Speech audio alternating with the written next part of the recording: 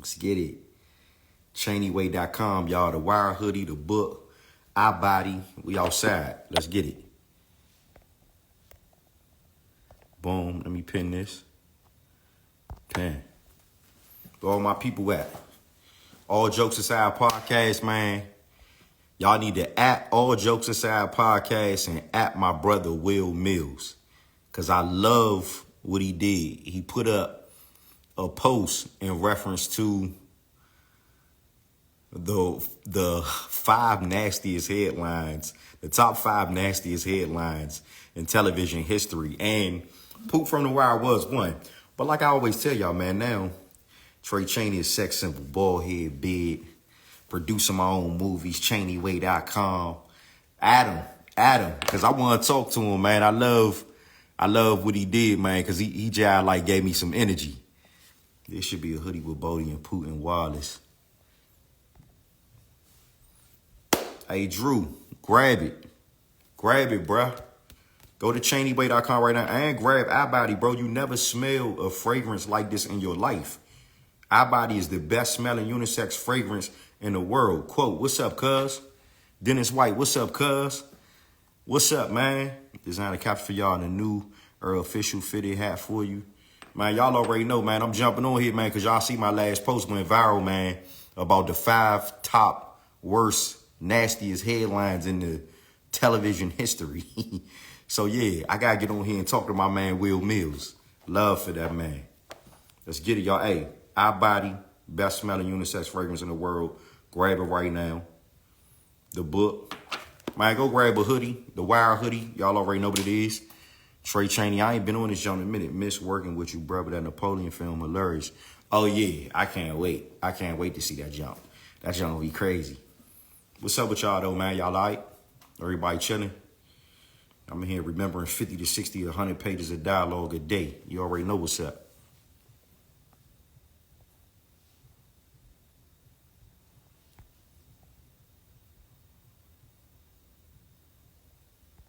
My guy, WilMilz.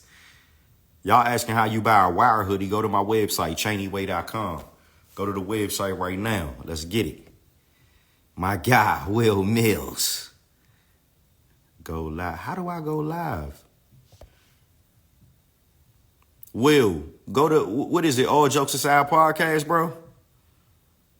See if you can jump on this joint. WilMilz, man, my brother, he gave me some energy today. I had the whole world. Y'all know TMZ, all them niggas be following me, man. Like, I had the whole world. He like, bro, somebody just put out the top 5 nastiest hairlines of television history. And I gotta admit, it was me. It was me. I'm not gonna say the barber, y'all, because I don't want to, you know what I'm saying? Here we go.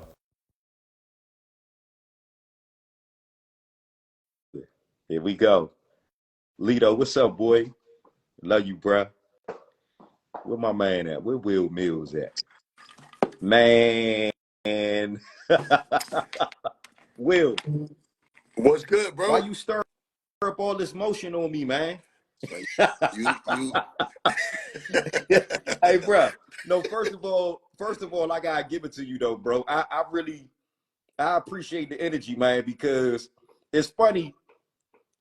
Of course, I had the worst headline in television history, right? Right. I know this, but when bloggers and media outlets reach out to me off of something like this, I love it. We all needed a laugh today, bruh. And I just gotta tell you, man, it's love, man. I mean, even putting that energy out there, man, and bringing all this motion to the site. Yeah. Man, you got people going to ChaneyWay.com buying the Wire hoodie now. That's official, you know what I'm saying, bro. That's official. You got people going to ChaneyWay.com getting my fragrance, my book. You got them coming now, bro. So we gotta keep this energy going, man. But man, I'm proud of what you doing, bro.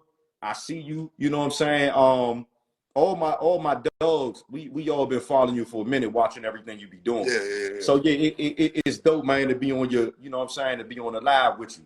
Man, for everybody out there too, I told y'all, man, I was gonna get my brother WilMilz on here, man, so we can address this.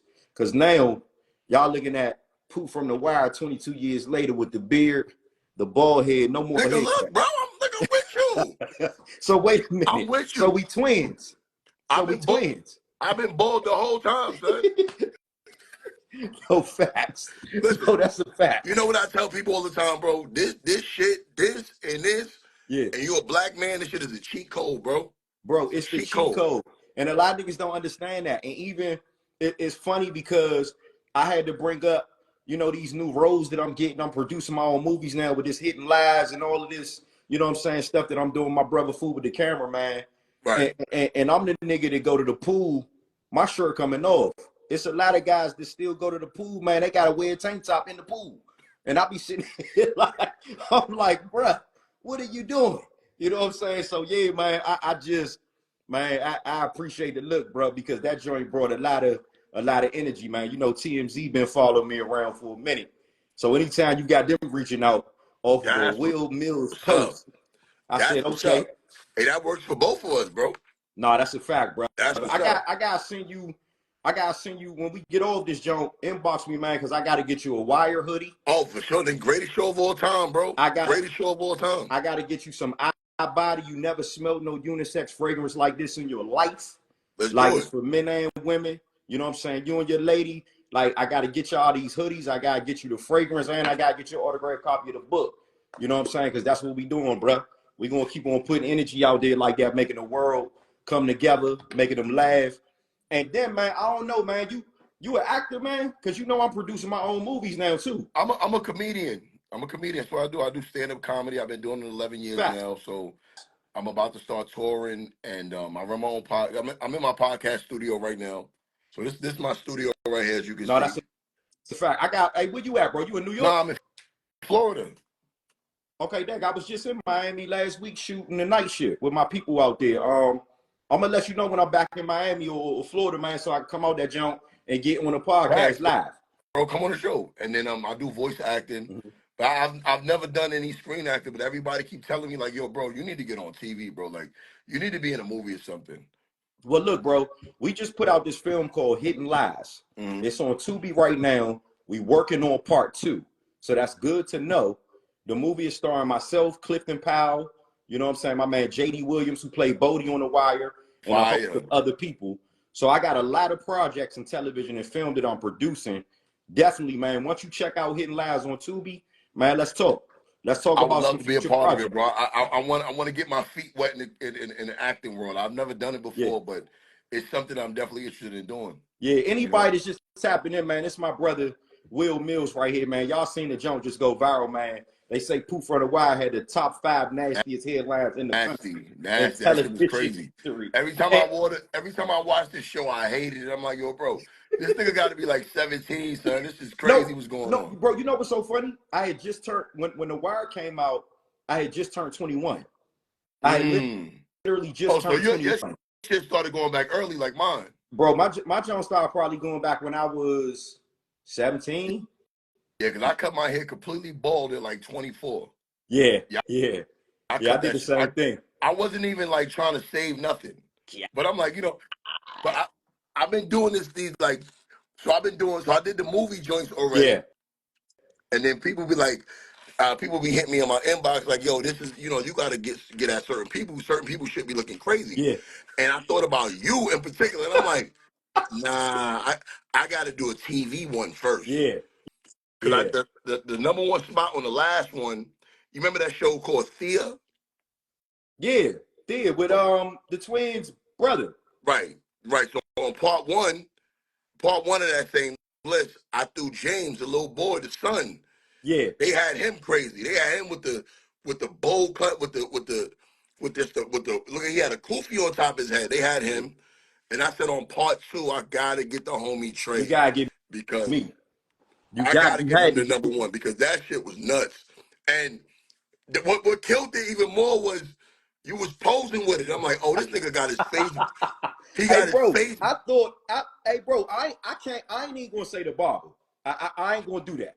You know what I'm saying? Because everybody working in this industry, man, it's love for the whole wire. Everybody who cut, but it was what it was, man. I don't know why people ain't tell me my headline was receding back then like that. Niggas ain't tell me, But you man. know what it was though? It wasn't no internet. See, what it is like back then, people wouldn't really tell you because you the shit. Like you on TV, you getting money. Ain't nobody gonna say nothing to you. Right. But what happens now, the internet, people say whatever on the internet now. Nah, facts. So really, the internet tell you more about yourself than your friends will. Nah, facts, bro. It's crazy. My brother on here, man, Lito. My brother Lito on this joke, man. Nah, that's real though, man. It's funny, man, because man, we looking like on this jump. We need to go get us an endorsement or something for a beard oil or something. Do something, man. We need to put something together. To put out a new product. I'm about to do I'm doing beard bonnets. Damn. Beard, bro, I'm telling you, like right now my shit kind of raggedy, but when I do my beard bonnet, bro, it make the silk beard bonnet and make my shit look fake, bro. Hey, dog. It make it look like a lace front beard, bro. Like there's something about the silk bonnet. Yeah. When you sleep with that shit, when you wake up and take that shit off, and the shorty on TikTok, she a fan of mine. She sent it to me. That's crazy. She sent it to me, and she's like, "Yo, I want to get you onto my beard bonnets." And I'm like, and I did a little bit of promo for her, but I'm like, I should make my own beard bonnet. You like, bro, I need to do that. Yeah, I make it right now. Bro. We in the era of ownership and everything, bro. Bro, listen, ownership I own is everything. I own my own studio.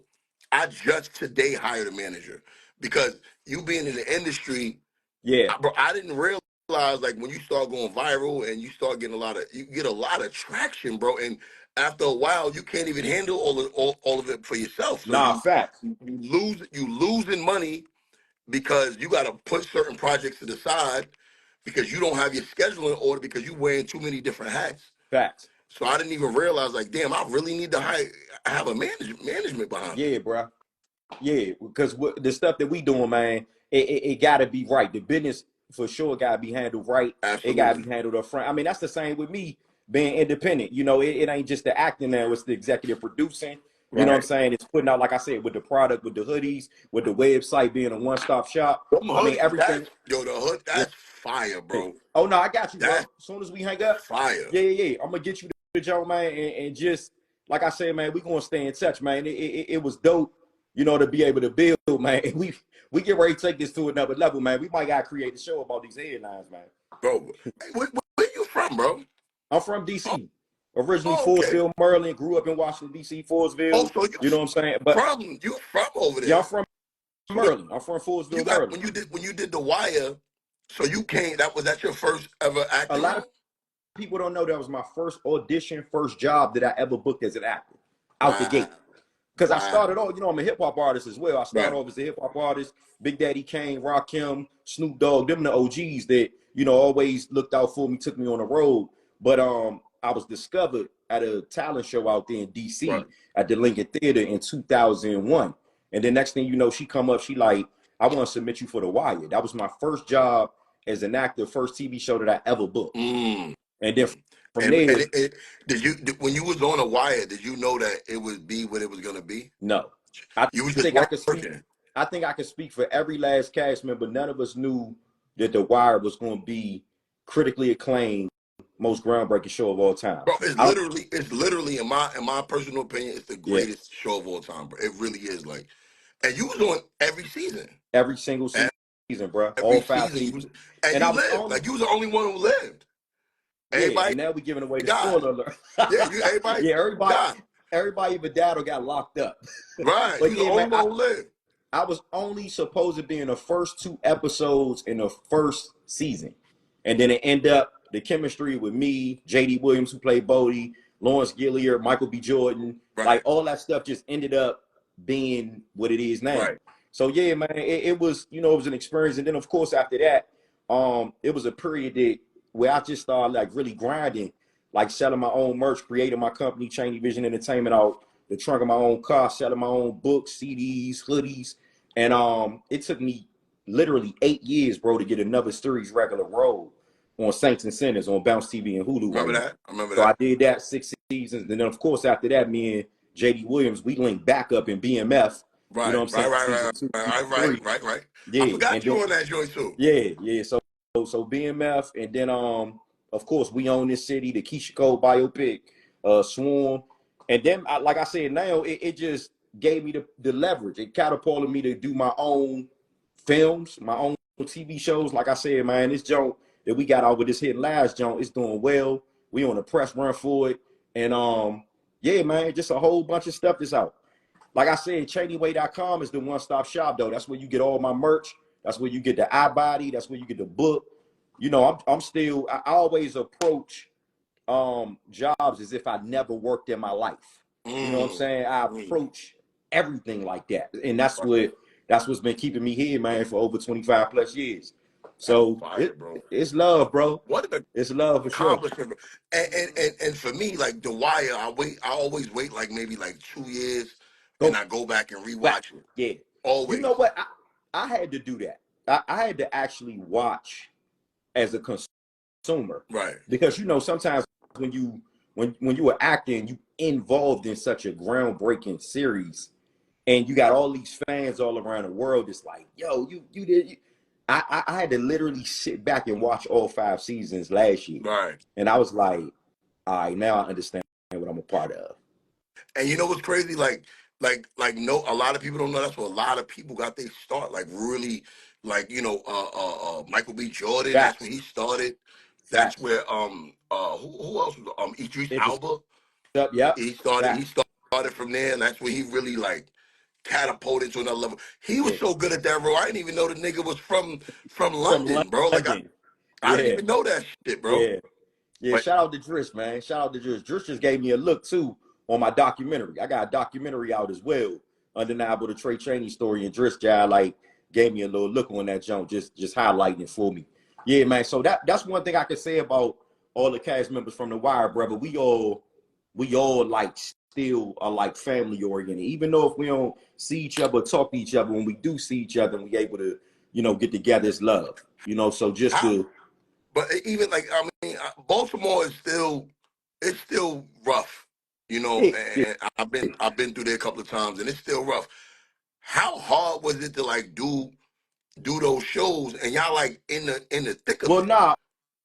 To be honest with you, bro, we had to kind of it was a couple times where they had to pay the dudes that was in you know what I'm saying, to let us shoot. You know, that was like a budget probably set aside from what I heard. I guess us spending so much time out there though, it allowed for us to become like family though. You know what I'm saying? They seeing us a lot. They know what we shooting. A lot of the brothers that was out there knew the real stories of some of the stuff that we was telling. You know what I'm saying? So, I mean, in the beginning it was a little hard, but after a while, you know, them dudes got used to it. And then what was so slick, they would put casting directors to put some of them in the job. Yeah, right. Because they wanted it to be authentic, and that's one thing about that show that I can honestly say we shot it where things happen. That was in B-more. No, for sure. So they're having like Melvin on the show, kind of help out a little bit because of who he is over there. Yeah, most definitely. And you know what, Melvin was in the writers' room a lot too with some of the executives, some of the producers, having him over there. Man, it was a couple of people. You know what I'm saying? That's no longer here with us, but they like Fran was there, Donnie. You know what I'm saying? Rest in peace to them. They was there a lot, you know, through that era of, like I said, what we was talking about, and then in real time, giving us pointers and capturing the essence of how we had to carry it as if we were really from B-more. Yeah, they was on it. It'll never be nothing like that again, man. It can't be, because even shit that's going on now, like it ain't that real no more. Fact. And you know another thing too, The Wire was before its time. You know what I'm saying? The Wire was, you know, like how shows, I think about this when I do television shows now, like what's going to be talked about in 22 years? Right. Like, I mean, you know what I'm saying? Like, what is this going to be something that I'm still getting booked off of that? You know what I'm saying? They still got. It ended in 06. 08. 2008. 08. Season 5 was, okay, 08. Okay. So 2002 to 2008, that's when the joint, you know what I'm saying? Like, it ran its course from there. And I want to make this point. A lot of people don't know The Wire never got canceled. Oh, for sure. They just no. they just we know ended. that. Oh, we know that. Yeah. They just ended that joint. So He talked about the ending though. I mean, I don't think it needed another season because everybody who was late on the show was gone. Yeah. It how you feel like it ended? I didn't like. I'm gonna be honest with you. I didn't like the 5th season when they focused on the press. You didn't? I didn't like that. I didn't like the 5th season, man. But because season 4 was so good with the young, kind of the education. because that's when you got to see the inner workings of the shit. Season 3 and season 4 was everything to me. Yeah. So after that, it was like, see, you know what? Season 5 wasn't bad. Right. It's just that season 4 was so good. But you know what?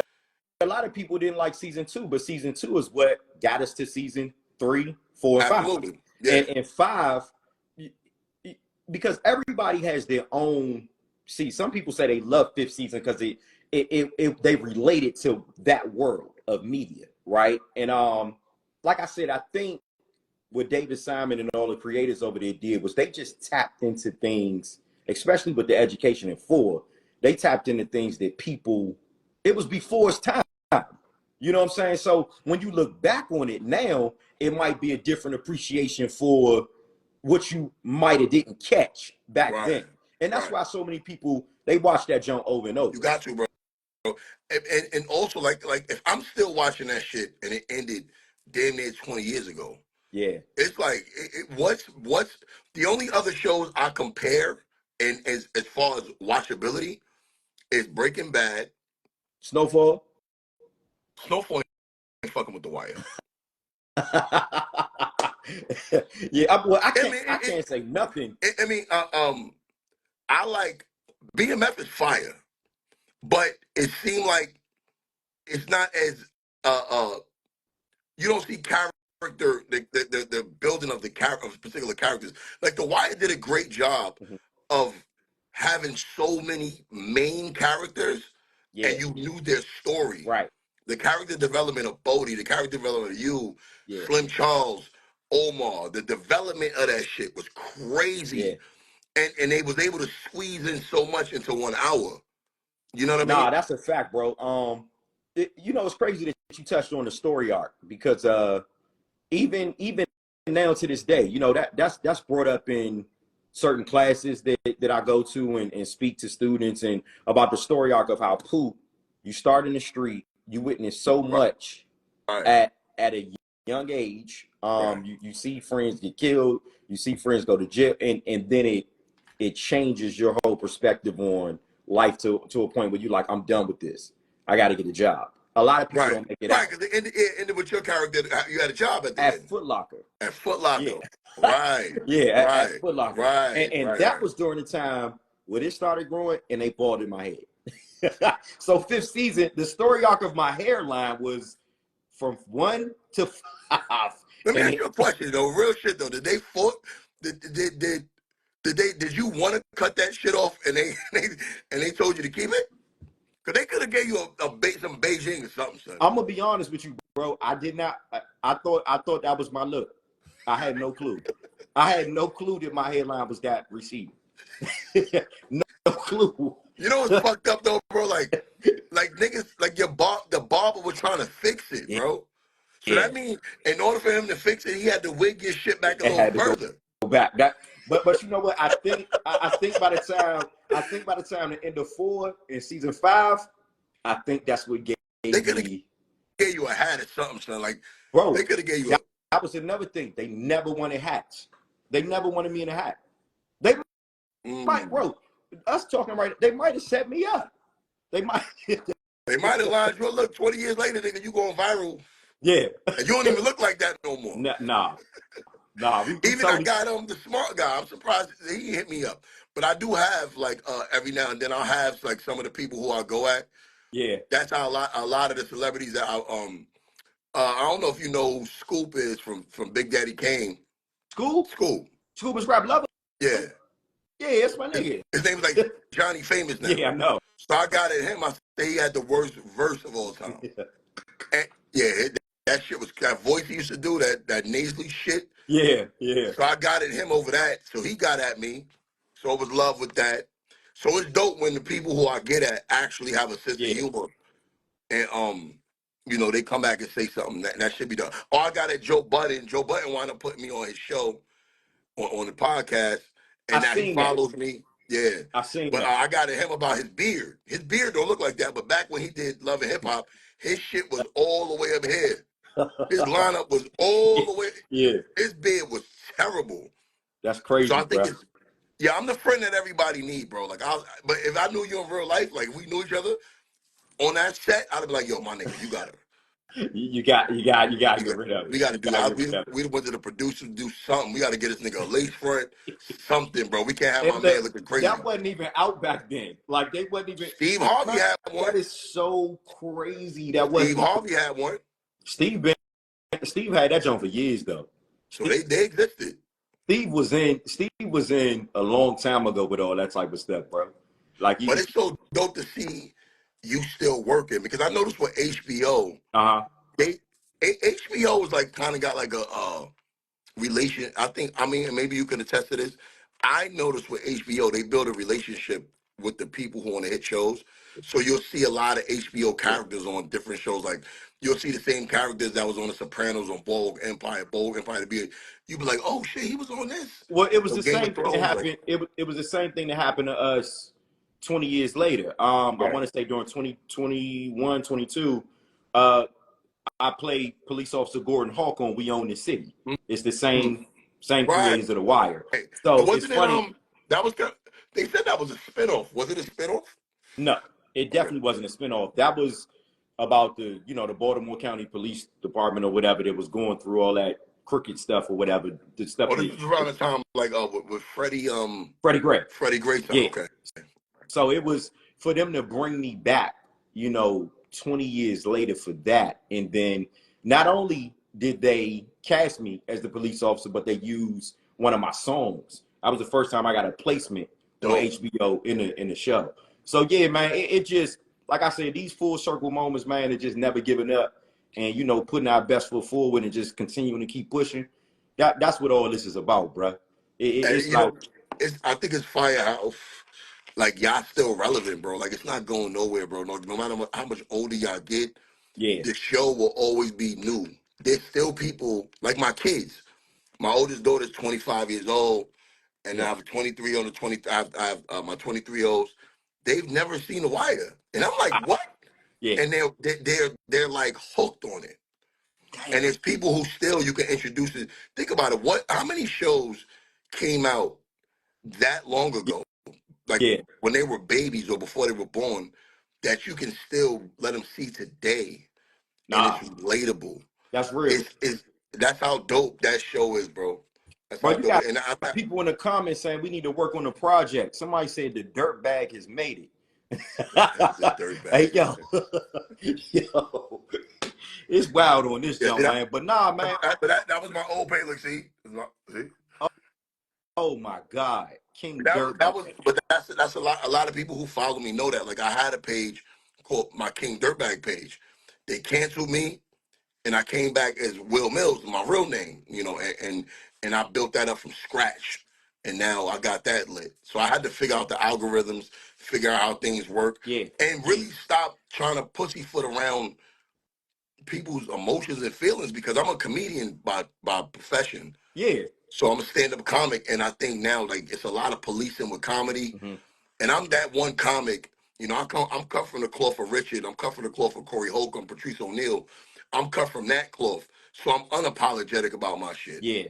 At the end of the day, even like how you laughed, that's how it's supposed to be, bro. No, for me, rest in peace to Patrice O'Neal too. I was in head of state with him. Right. Yeah, I was in head of state with Patrice on Chris Rock's movie. Right. That's like in the beginning of my career. But yeah, man, for me, I don't think people really understand the marketing side of things.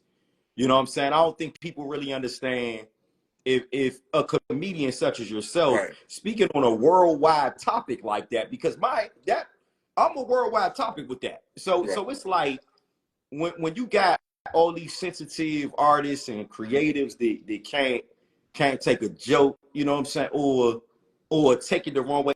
I'm a hustler, you know what I'm saying? So it's like I need to do this and you did exactly what I needed. And that's why I said the response, I tell the wife, I say, man, I gotta jump on this ASAP because the response is it's out of there. And then but you just never know. Like, man, you sitting up here now building on, we need to work on a project together. You never know where this stuff goes.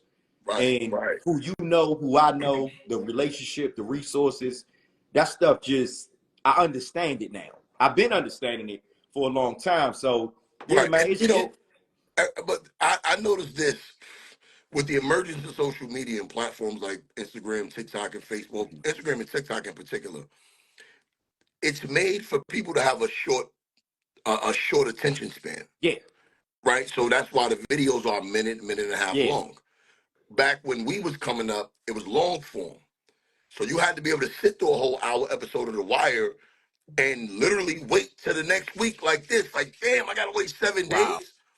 Now when you got Netflix, you getting a whole series in a day. You could binge that shit. The whole joint. Right? So when you come from an era of long form thought process, right? You can be more creative and have one up on the younger people or the people who only watching social media. Right. Which is why I understand how that's what the top five, they think it's like, oh, some hood shit or I'm being ignorant. It's like, no, it's very well thought out. Yeah. Very well thought out. I thought about this shit and I like, you know what? It's an audience for the 40 plus crowd. Right? Because the shit is nostalgic as fuck. Yeah. Because when the last time you really thought about POOT from The Wire? When did you realize that the nigga hairline was crazy? You think about it like, oh shit, that nigga hairline was crazy. Yeah. And then I might have just sparked people like, oh shit, I want to go see The Wire now. I want to go watch that shit again. You see what I'm saying? And then it drives people to, okay, who is POOT from The Wire?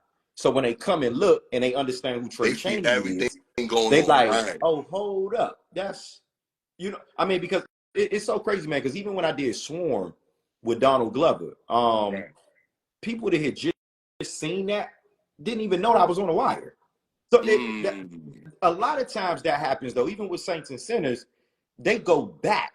So when anytime like you explaining, when you can make somebody go back and say, okay, yeah, and then these platforms, this is our network now. Right. We don't gotta go to these big national network now, bro. This is, people making money on the gram and YouTube. And I tell my comedian friends this, right? So I've been doing stand-up for so long. Back in the days, in order to become a successful stand-up comic, even for you, right, with acting, but with stand-up, you literally had to travel from comedy club to comedy club, sleep in your car and shit, and hopefully somebody in the industry sees you. I'm like, internet is a cheat code. Yeah. Because I can skip the line with this shit. Yeah. Because now I can move from open micer, feature act to headliner just based off my big following. There's a lot of social media dudes who don't even know how to do stand-up, but they getting booked to do stand-up, but these niggas is trash. It's like, but because I've studied comedy and wrote jokes and really go out to open mics and work my sets, and I know how to do an hour of comedy. So now when you see me online, I'm doing a minute and a half. You love me based off of that. You come see me at a comedy show. I've transitioned you into my stand-up now. It's like, oh shit, this dude really could do an hour on. He's really an actual comedian. So this online persona is a fucking act, bro. Like I'm acting right now. So yeah, I should be in your movies. No, facts. I'm acting, bro. Yeah, man. No, I feel you 100%, bro. No, I feel you 100%, man. And when your next shows? Well, right now I just headlined in Orlando. I just did a club out here Saturday and Sunday. I just came back last Wednesday. I did something with Jim Jones in New York. He got the IFC Influencers Fashion Club. So I'm a part of that now. So I'm gonna be linking up with Jim Jones. I was out there with Jim Jones, Dave East. That's what's up, man. Nano, Fab. So we doing something with that shit. That's separate. Yeah. So it's like now I'm branching out into so many different things. So, and also I got my podcast and I own my own studio. So it's like podcasting, stand-up comedy, social media commentary. Everything is like lit. And it's like, fuck it, why not add acting onto the resume? Nah, that's a Why fact, bro. And that's the reason why not, bro? Like, what the fuck? That's the reason why the link up we reached out like this. Right. You know what I'm saying? Because it was something that it caught my attention, and I'm like, okay, let's create something out of what we got going on. Right.